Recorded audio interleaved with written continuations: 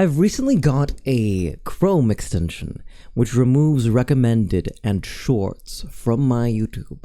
I'll tell you what it is at the end. Recently, I've been finding that my productivity has been cut into by autoplay and more than anything, scrolling through shorts.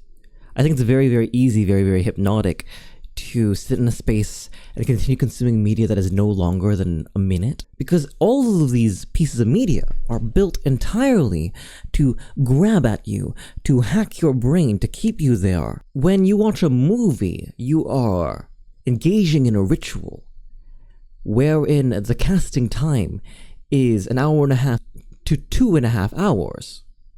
That's a lot of time.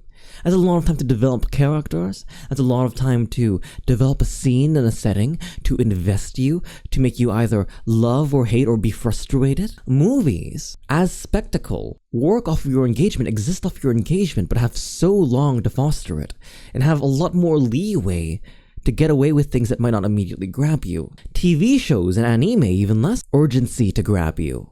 Because sure, you might leave, you might click off, but if even the first couple of bits hold you and you're invested, you can be there for upwards of 10 hours, a 20 episode season, each episode being 30 minutes, you could be there for upwards of 10 hours.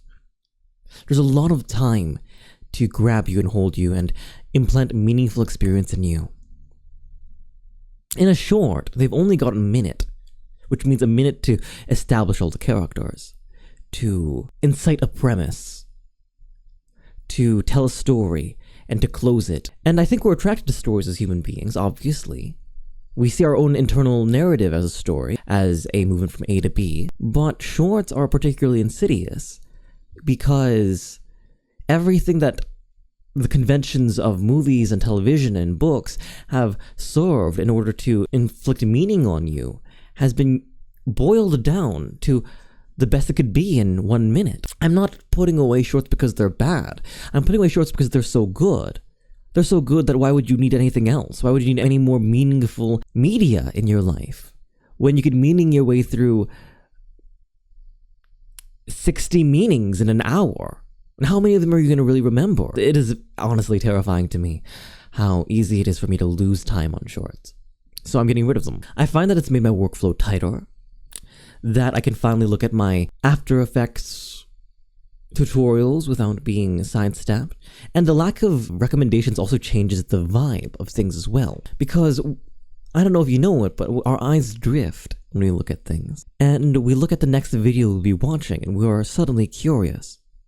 We suddenly think and cheat on the video we're currently on, thinking about the next one and how that's going to be like, continuing to stay on the platform, rolling onto it. That's what these platforms want. They want you to stay there. They want your time. Your time is a currency, and it's just enough for you to spend it on their place more than anywhere else. And there are two different strategies, recommendations being the long form of shorts, where you just keep rolling that ball. There's this thing called behavior momentum, where if you're doing something, you're likely going to keep doing it until hit by something that really stops you. It's why I put a lot of roadblocks in front of myself for things I'd like to do. Because if I don't have something to stop me or otherwise obstruct me, I'm very likely to just keep doing that until the day ends. And Recommended does it by recommending long-form content that you might be interested in. Shorts does it by providing such a hyper-curated algorithm that you don't even need to think. You just need to flick your thumb, and very likely you'll find something you like, or you'll flick faster and you'll move to something else. And I realize that all of you might be hearing me say all this and go, yeah, I want this. I want this extension. This extension is going to fix my life. It's going to make it so much harder to find new content. It's going to let me be direct and focused on what I want out of YouTube. But then I thought, isn't it a conflict of interest for me to share this? Haven't most of you found me through recommendations? Whether it be the big recommendation on Twitter, or several different smaller recommendations throughout my YouTube career. Or maybe through my shorts even, and I've checked my main channel through that. By sharing this utility, am I ultimately shooting myself in the foot? And having to hobble and limp myself toward success with a smaller viewer base? I mean, if you subscribe to me, There is an option in this extension to allow you to only see your subscriptions and make a curated list the same way that Tumblr or some extensions of Twitter do, where you're not just being thrown anything but their algorithm, you're being entirely mindful of who you consume and how you enjoy them. But that only works if you subscribed. The more people who learn about this extension, the more people who are ultimately aside of me and away from me. Because growth happens in that algorithm and being found by new people.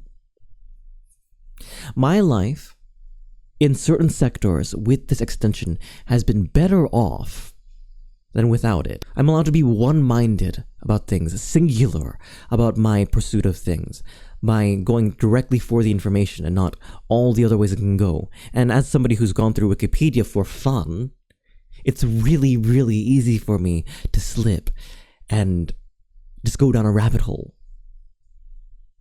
Some people make a sport out of it.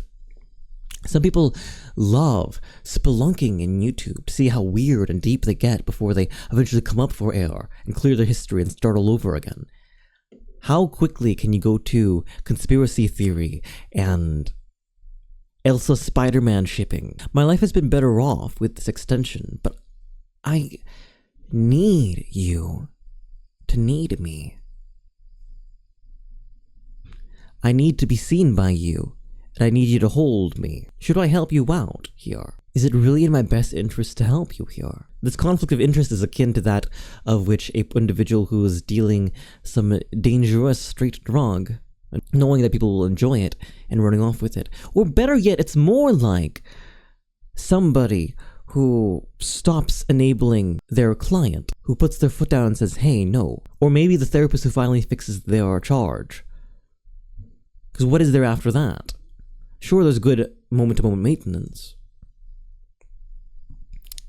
But it's different, isn't it? The extension is called Unhook. Remove YouTube recommended in shorts. It is produced by Unhook.app. It is verified by the Google Play Store and Google and is recommended. It is also available on Edge and Firefox, if I recall correctly. It is a very, very wonderful utility and it will very, very much help you out. I look forward to hearing how your lives are unhooked. Ding, ding, ding, 10 minutes.